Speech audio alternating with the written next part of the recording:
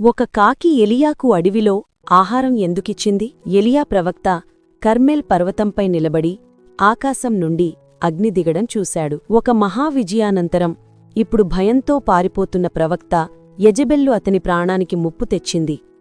ఎలియా ఒంటరిగా అడవిలోకి పారిపోయాడు. ఆహారం లేదు, నీరు లేదు, బలహీనుడైపోయాడు. ఒక చెట్టు నీడ కింద కూర్చుని, ప్రభువా, చాలు, నా ప్రాణాన్ని తీసుకో అని ప్రార్థించాడు. కాని దేవుడు అతన్ని విడిచిపెట్టలేదు. ఆయన ఎలియాను కేరీతు నది దగ్గర ఉన్న దాగి ఉన్న ప్రదేశానికి నడిపించాడు. అక్కడ ఒక ఆశ్చర్యకరమైన సంఘటన జరిగింది. ఒక కాకి వచ్చింది.